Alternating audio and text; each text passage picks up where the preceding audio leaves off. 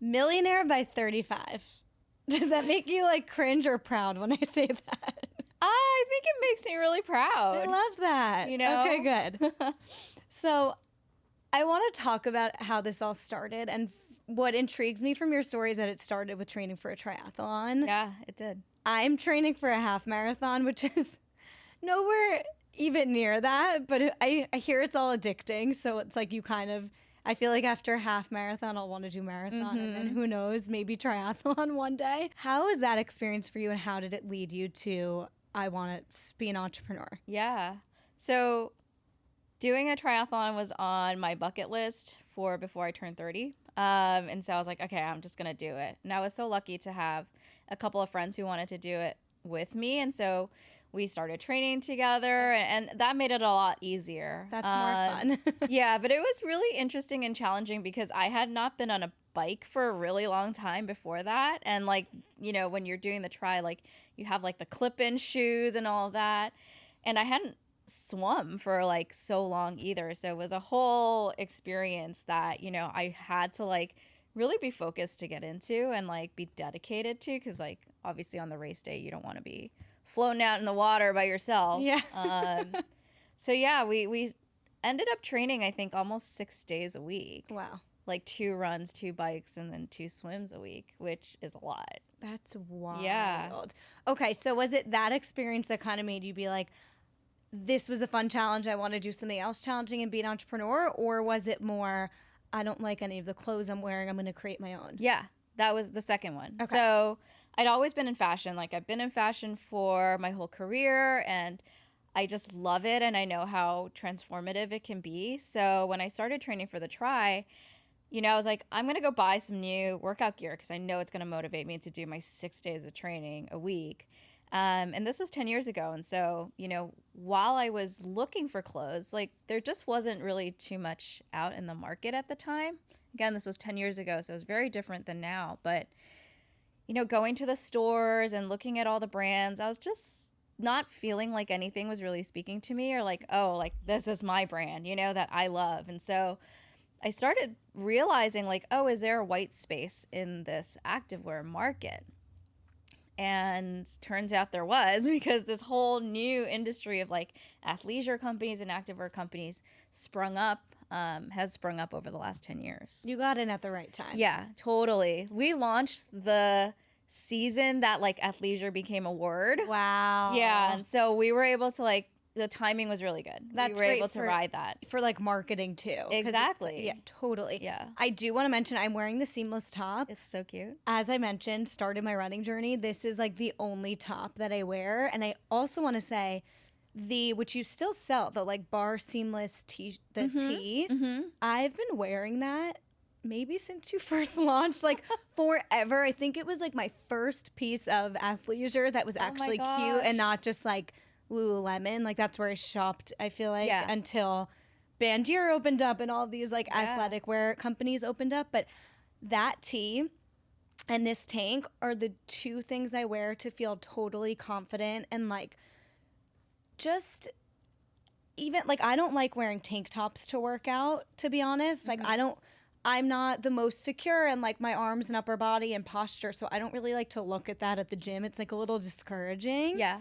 But I will wear this Alala tank because something about how you made it is so flattering and comfortable. I'm obsessed with it. Good. I'm so happy you said that. I'm so happy you're liking the pieces. Oh my God, I'm in love. This seamless collection is one of our best-selling collections, and I think it's, you know, because they fit really well and they just feel so nice on your body. And I think they're super flattering on like a lot of body types. Well, yeah, it's like a mix between they're super flattering and sculpting, but then buttery soft somehow. Yeah. Like, how the hell did you do that? Which makes me think, like, did you have any, which totally fine if the answer is no, did you have any failures before this business? So this is my first business. Wow. And, you know, I've definitely failed a lot in the business. Yeah, okay. And made a lot of mistakes in the business. So, you know, I would say, yeah. I wish... You know, I think we take all these learnings, and the next time we do something, or, you know, for even the next year of Alala, we take all those and kind of learn from them and try not to make those same mistakes. But I think Right. it's inevitable. That It's you're like gonna each to make launch. mistakes. Right. Exactly. What I keep hearing in entrepreneurship is like, which I'm getting comfortable with in terms of like accepting and almost embracing that there can be something you think is going to be it. Like, this is the thing that's going to, you know, be the thing that makes me wealthy or makes me blow up or whatever it is. And like, it's okay if that's not it. And it's okay for your dreams to kind of evolve and take different forms. Like, I think sometimes something I've been thinking about is sometimes we hold on to our dreams because we're like, we made a promise to ourselves and we believed in ourselves so much that it's like you don't want to give up on that dream until you've accomplished the thing, and then maybe you can go to the next thing. Yeah. But it's okay.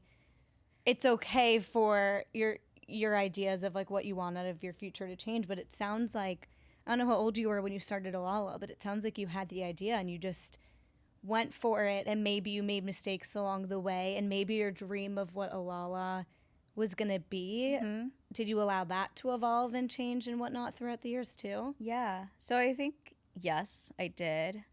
You know, being a first-time entrepreneur, I think there's so much you learn, right, as you're going through the process. One of the things that, you know, I think from when I started to here, which has been almost 10 years, there has been a very clear vision this whole time of what I want Alala to be, to stand for, to mean. And that hasn't changed so much. But along the way, you know, maybe it was team members that came into the company, or maybe there were people outside of the company giving me advice. Like, it's definitely been a windy road to get to where we are now. And I think that's something also that, you know, we shouldn't be so hard on ourselves with, because you're learning, right, as you go. Just like we're all learning about ourselves as people, like we also learn about the brand through time. And, you know, it's great when you start and you're like, okay, this is who we are, this is our customer, this is this, and it works.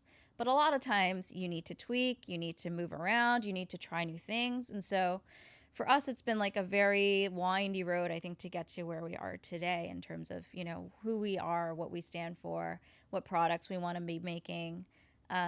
And it'll continue to change, I think. I feel like that's the fun of it. Yeah. You know, like Yeah. allowing it to evolve and evolving with your consumer too. Because it's Exactly. almost like your consumer's probably growing and like having the same pain points as you are through Exactly. time. So it's Yeah. like taking that feedback too. Yeah. And like playing around with marketing and whatnot.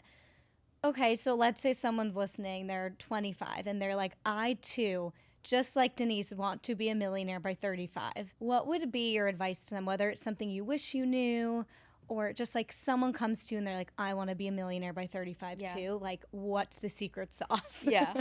Yeah. I think one thing that I wish I did more of when I was younger, and to be fair, like I knew about it, but I still didn't do it, was educating myself about investing. Okay.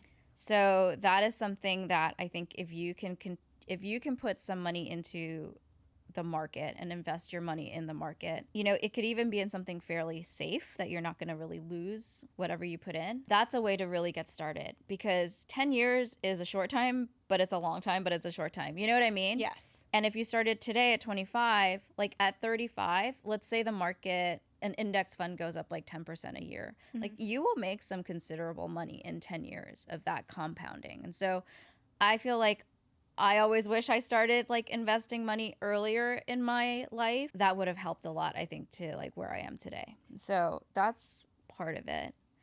I do want to say on that, as someone who's so financially like insecure, it's not my strong suit. I started a few years ago putting money just into the S&P 500 because you don't have to think. It's just the top 500 companies. Warren Buffett recommends it. And I'm just like, I'm just going to put it in there. I don't have to think. I don't have to play around with the market. I don't have to look at it for like 10 years or however long. So that's just a little tip for anyone who's also just like, I guess I want to invest, but I don't really know what the hell I'm doing or trust my decisions or instincts. Just a little pro tip. I did a lot of research and that was like the easiest little like entry point. Yes, I agree.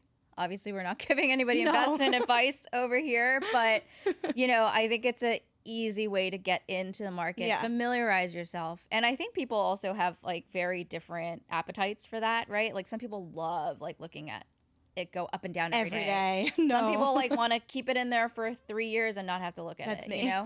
So I think the entrepreneurship route is really interesting because you build a lot of value through your company as you start. And so I think in a way, if you, again, have the risk appetite and a little bit more, you know, are drawn to that entrepreneurial life, like starting a company can be a very fast way to get to your first million, right? And I think there are so many ideas and concepts out there that, if well executed, can get you to a million like very quickly. I think you just need to find out, you know, what works for you and what that idea is for you as well. Something that intrigues me about entrepreneurship is that there's almost like no cap. Like you don't have to wait for your corporate job to give you a raise in a year and a half or whatever it is. You know, it's like, it's kind of up to you. What you put in is what you get out and how much you want to make. But then obviously the downside to that is, first of all, if you do it wrong, you can lose all your money. But also you're putting so much more of your time, stress, energy, money, everything into this, as opposed to like going 9 to 5. The CEO worries about the big decisions and you get to go home at the end of the night. Did you have like a prior corporate experience, or were you always like entrepreneurial? So I never worked for a very, very big company. Okay. And I don't think I ever would want to, just because I do see, you know, like there's so many caps, and, you know, you go from level 16 to 15 and it's like a slow climb to the top. And for some people, that is the way to their wealth. You know, like if you like corporate life and you feel like you're not risk taking enough to want the entrepreneur route, like do that, you know, and you can be very successful that way as well. But for people who I think are drawn to the entrepreneurship route, like it is a lot of risk. So I want to say, like, you know, you will be more stressed. You will be reliant on yourself, really. Like at the end of the day, like there's nobody, even though I have a team, like I am responsible for all the decisions that are made, and right? for paying that and team. for paying that team and for all of that. So you really are taking on a lot more responsibility and burden. So I think this is something that people don't talk enough about, right? Because I feel like entrepreneurship right now is very glamorized and glorified, when there is a whole side of it that we internally just struggle with and we really don't talk about very much, because it's not, you know, the sexy thing to talk about. And so I think also in entrepreneurship, there's a lot of comparison, right? And so like, oh, I can see, you know, who's raised money, like who's done this, who's done that. And like, it's so easy to compare yourself against somebody else who might be further along than you, or who might have taken a different route than you. And that gets really stressful too, because again, like it all comes back to you. And I think one of the things that I really learned through these 10 years of being an entrepreneur is how to separate like your business from you. And like, if your business is doing well or your business is doing badly, it's not you who's doing badly. You know what I mean? It's the same thing. I feel like in social media, it's like if a video doesn't go viral, it can affect your mental state. And then if it does, it can affect your mental state in the other way. And it's like, how do you separate almost your worth and your value and your mood from how your work is doing? Yeah. So how do you handle that? Like on a bad day? Or you just like, no, that sucks. And like, I don't have an answer. I think part of me lets like my disappointment and frustration like fuel me to do better. Okay. But I've also learned that like I can get very down when I'm down. You know what I mean? And I don't want to go that down because it's hard to get back up. So for me, like if I'm feeling vulnerable, if I'm feeling like I'm already like in this state where I'm not feeling good about myself, like I won't look at the sales numbers for that day. Okay. Whether they're good or bad, like I just won't look. I'll give myself maybe like a day or two just to like settle back in and feel a little bit more grounded in myself before I start to engage in like those things that trigger me, you know? It's funny how much it can relate to really anyone doing any business, any social media. Like you could not look at the numbers one day. It's all, we're just so dictated by metrics and numbers and technology, and it can really affect your mood. So I think stepping away is like key. Yeah. And I think I've done so much personal development work over the last like 4 or 5 years that have really made me so much stronger. You know, the challenges are still there, but it's like how I react and take on those challenges has changed a lot, like from when I started to where I am now. And I do just want to say I have definitely fallen victim to the glamorization of entrepreneurship. I, at one point, my community has been on a journey with me. I've been from like corporate to part-time to working for myself to a million side hustles. Now I'm back in corporate. It's been a journey, but something I learned through being I was a freelancer for a while was I hate dealing with the invoicing and the pitching. Like, you have to pitch new. It's not just the creative work you get to do and have the freedom of your own schedule. It's you're taking on all of the business and financial side of it as well. And there's a lot of learning and growth there, but I definitely have a new appreciation for not having to deal with that. So it's someone actually posed the question to me recently. Have you ever been on OK Sis, or do you know them? No. Okay, Scout Sobel. Oh, yeah. Oh, so you know her. I know. Okay. Yeah. Oh, duh. Yeah. Scout Agency. So she's one of my friends, and she said to me the other month when I was like kind of spiraling about, you know, do I want to be an entrepreneur? Do I want to stay in corporate? She said, you have to figure out, what do you value more, the freedom and flexibility of your schedule or the stability and structure of finances? And like, it's just really choosing between those two. And it really had me sit back and reflect on, at this point in time, I want more stability and structure. But at another point in my life, I could want more of that freedom, flexibility, don't really care about the consistent paycheck and whatnot. So I do think it's, like you said, it's kind of important to discuss the pitfalls of entrepreneurship as well, because I fell victim to that for sure. Wow. Yeah, no, it's so true. You know, you just have so many more, I think, highs and lows when you're on your own that you don't have when you are getting a steady paycheck every 2 weeks. And yes, there's sacrifices to both, right? But there are benefits to both. And both my parents are entrepreneurs. And my dad always said, like, not everybody needs to be an entrepreneur. Not everybody wants to be an entrepreneur. Not everybody should be an entrepreneur. You know, like, if you value certain things in your life, or you need those things because you have a family to take care of, or you have some responsibilities, like, yeah, maybe it's just not the time. Right. Yeah. And it's okay. And like, and that's totally fine. Also, it's great to learn from, like, in your corporate job, you could be learning from entrepreneurs who are your bosses, who started the company or whatnot, and learn all these things to then one day, if you have this idea, like, for you, an idea came to you. You didn't force, like, I want to be an entrepreneur. Let me brainstorm 10 different ideas in 10 different industries. You kind of waited for it to come to you. Yeah, I did. And it was in a field that I was familiar with. So I think that for me helped me get started a little bit faster than if I had said, I'm going to go build an app, you know, and I know nothing about building an app. Like, I was in fashion. I had been in retail.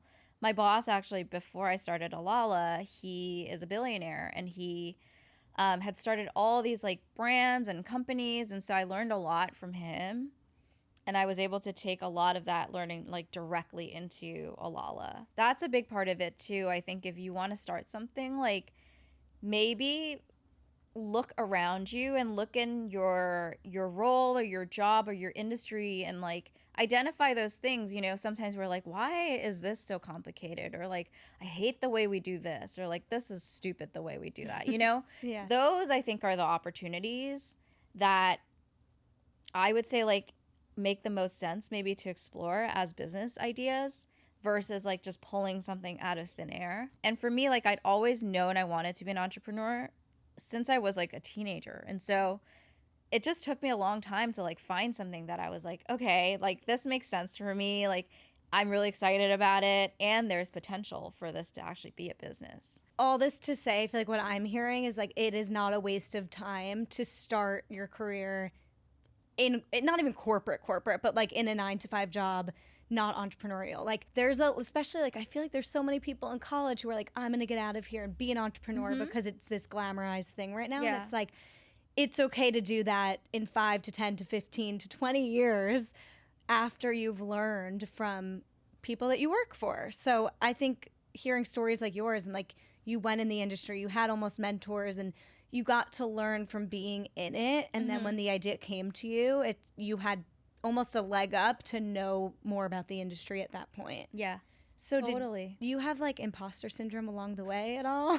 Yeah. How do you not? I feel like it's just a word for self-doubt. Like, Yeah. who doesn't have self-doubt? I had it then. I have it now. I have it. You know, I think it's something that is just, it's a reality. I think as you go from each stage to each stage, you will have imposter syndrome, right? Like, I'm doing some stuff now. I'm putting an advisory board together. And I've never done that before. Mm-hmm. And now I'm going to these people who are very successful and have had a lot of success in their life and ask them to be, you know, part of the Alala's next phase of our journey. And that makes me nervous. I don't know, you know, like how to really do it. And I'm trying to figure it out the best that I can. But yeah, like you'll always have imposter syndrome, I think. Like when I started Alala, it was even hard for me to be like, oh, like I'm a founder, you know, like to even say that or to own that identity, like takes a while for you to get into. And so I think the imposter syndrome is very natural and normal. I just wouldn't let that stop you from actually doing the thing. And I think the other part of that is learning to just listen to your gut and your intuition.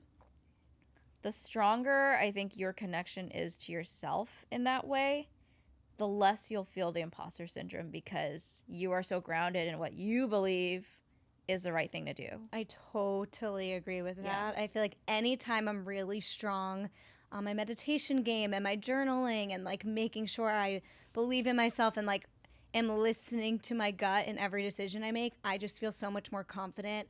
Like I mentioned my career journey, it's like I feel confident going back to corporate, quitting my job, whatever the hell it is, because I'm listening to my gut. Is there anything you've done to sort? You said you've done like personal work in the past 5 years. Is there anything specific that you've done to help strengthen that? I think it's a lot of learning. So I've taken a lot of courses. I've worked with a lot of coaches, you know, even for me, like understanding my human design was something really interesting. What are you? I'm a generator. I'm a manifesting generator. Yeah. So even that, like, I'm like, oh, like some of the stuff really like is really accurate, I think, to how I feel. And like generators and Mani-gens, like we wait for ideas to come to us. You know, we're not out there creating ideas. So like just understanding a little bit of that stuff and, you know, just saying, okay, like this is how maybe I work best is really helpful. And then for me, it's not one practice that I've done like over all the years. I feel like at certain times I need different things. Yeah. Sometimes I'm journaling every day. Sometimes I don't journal at all. Like, and I do more meditation. Sometimes I really just, you know, I don't listen to music on my walks and I let my mind like go. So it takes different forms, but I think it's always there and it's something that I consciously always want to work on. You know, when I notice like, oh, like, why are you so upset about this thing? Or like, why is this person pissing you off so much? Like Reflecting. Yeah. And understanding, oh, it's because they remind me of this other person that, you know, did this terrible thing to me or whatever it was. Yeah. I feel like the overall theme here is just understanding yourself and like doing whatever the hell the practice is to understand yourself, because I think that's kind of what's helped me is like I understand myself so much that I just keep drawing back on this career thing because it just feels so relevant. But like, you know, you quit your job, you think you're never going to go back to corporate. And then I went back to corporate and I didn't have this like identity crisis or anything like that because I understood myself and where I was at and what I was prioritizing and all of that so much that like I was like, no, this is the right next step. It's not a step backwards. It's an evolution. And so just, I feel like whatever form it takes, getting to know yourself kind of, that's what like your intuition is, or having a strong intuition. It's like, no, I know myself and like, this is just the next step, the next thing I need to do to get to the next thing or whatever it is. Yeah.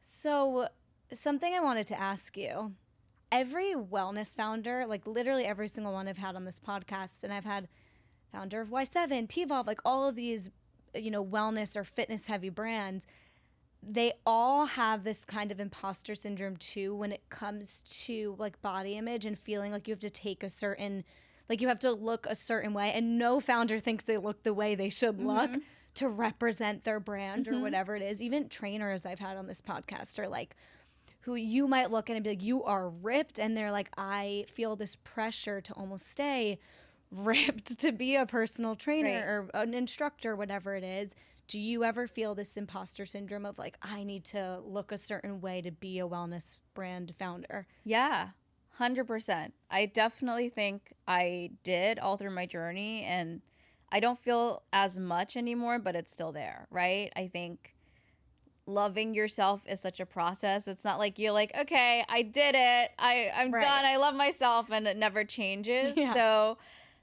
it's definitely a journey that I think we are all on. And when I started Alala, again, like, you know, I'm not a size whatever, and I don't, you know, I'm me.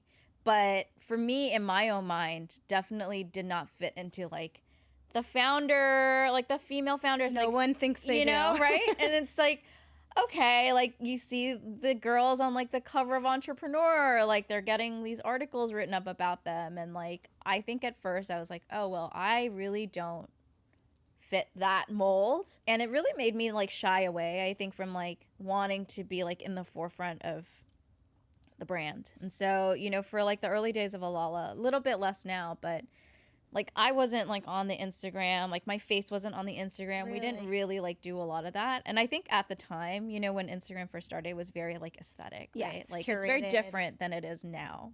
But I think if you are starting a brand now, like your journey and starting the brand and running the brand is such a cool part of why people love you and why people want to follow you and want to know what you're up to. And so, you know, I think it's a constant back and forth. And I don't know if you feel this too. Like sometimes like I really want to put myself out there. Sometimes I just feel like, ugh, like I don't like, Totally. and I don't feel good about myself. I don't feel good about, you know, how I look or whatever. 1 week of the month. Yeah. Every single month I feel that. So yes, I do feel it. I felt it all, you know, through the 10 years of having Alala. And I think you recognize, I think we all recognize how important the not the looks, but like your presentation, your physical presentation is in terms of like, you know, being part of the brand. But I also think you can embrace how special and individual you are in that and really celebrate that versus like try to tamp down all the things that are different about you. And also representation, because if you were feeling that way, like you didn't see anyone who looked like you taking on that role. Yeah. I'm sure you couldn't see it this way at the time when you were first starting, but like what an amazing opportunity to attract people like you, even like as a female, as an immigrant, as a minority, all the things, like to show up and be like, I'm a badass female founder and I've made $1 million by 35 or over $1 million. I feel like now you're kind of showing up in that and in that power. Was there a point where you were like, oh, like, was there a turning point? Maybe I feel like sometimes when the brand gets successful, maybe you just feel a little more empowered in that. But was there a turning point where you were like, wait, this is cool. I need to show up and like kind of bring some representation to the industry? Yeah. I think as my confidence grew as a CEO and as an entrepreneur, it was a little bit easier to kind of say like, okay, I'm going to show up more now. But again, I think it was also part of like me spending time learning about myself and learning to love myself and all those things that really have brought me to this point where I'm like, I'm going to show up, just like you said, I'm going to show up because, you know, not only do I want people to hear our story and know like what happens behind the scenes of the company, but if what I say and what I do can help somebody else who is looking to do what I want to do, you know, and who looks like me or identifies, you know, as someone similar to me, like that's worth the discomfort of showing up because it is still uncomfortable. You know, Right. I actually had a video go viral like earlier this year at 50 million views on Holy Twitter. shit. Yeah, it was insane. But it Put was it on on a very Threads. it was on a very controversial topic, Okay. of which I spoke like 30 seconds, but people were angry. I'm gonna It was go about off. it I was wanna hear. about how I wouldn't get married so young. Okay. So I've been married, I've been divorced now. Okay. And there was so much discomfort, and I think a lot of people feel this like I was always scared that this would happen to me, and it actually happened to me. You know, that a video goes viral, like people have all these like troll comments, The worst. nasty, nasty comments. And because it was about like divorce, like, you know, it's a very Personal. heated topic, and a lot of people had a lot of things to say about it.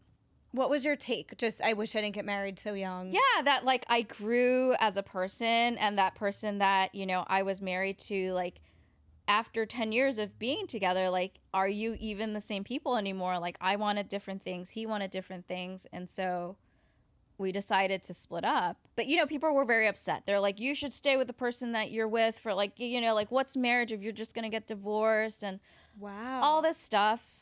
50 million. I feel like that's not that controversial. No. That's why it's so crazy. I know it's crazy. Well, there are a lot of, a lot of people who are very upset about it. I think I took a really beautiful lesson away, which was that the universe was giving me exactly what I needed, which was that very uncomfortable situation that I was really scared of.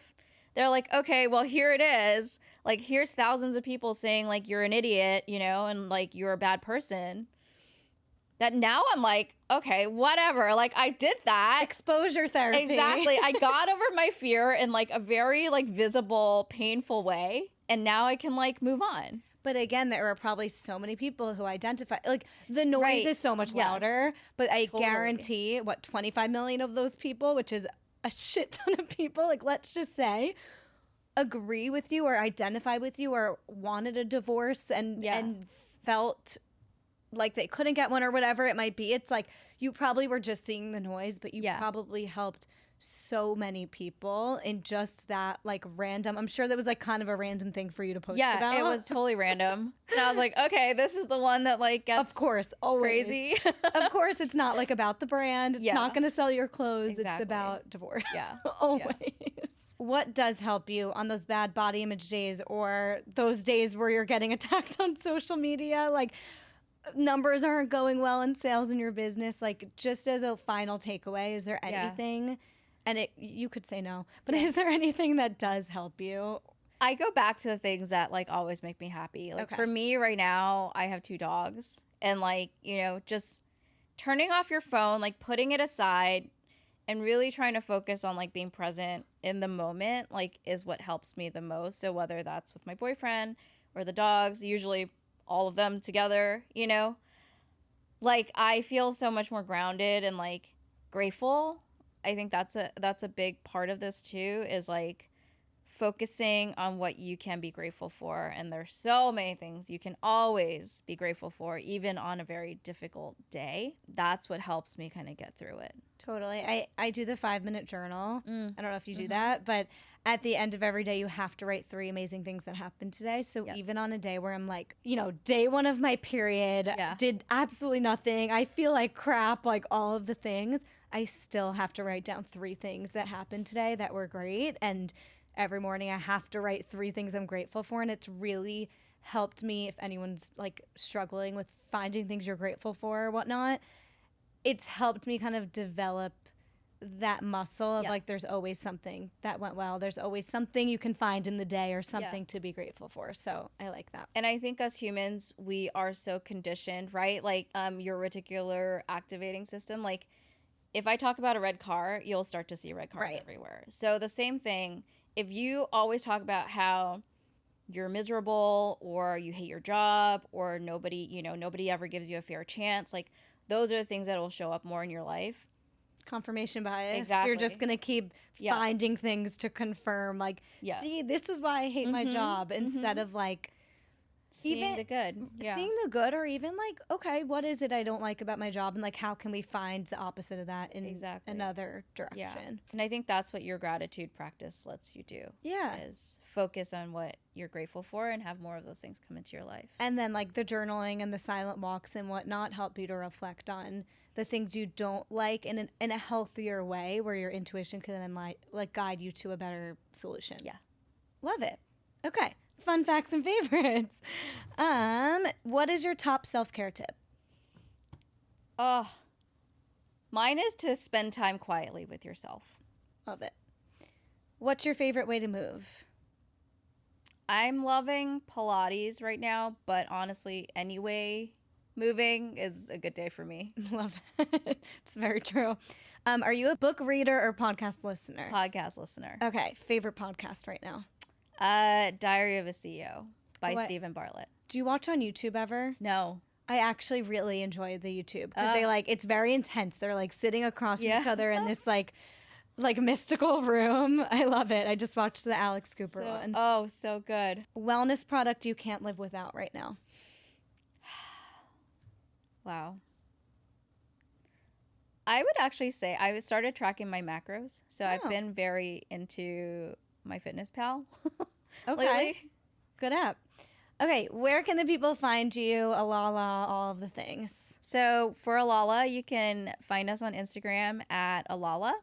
And our website is alalastyle.com. And personally, for me, you can find me at Denise X Lee on Instagram and TikTok. I'm obsessed with your reels, by the way. Oh, thank you. You've been crushing it. Thank you. Like today, one popped up that was like, don't take your parents' advice. Yeah. Like look to people, like other people in the space, in the industry. Loved that one. So thank you. Go check out her reels. Thanks, Jen.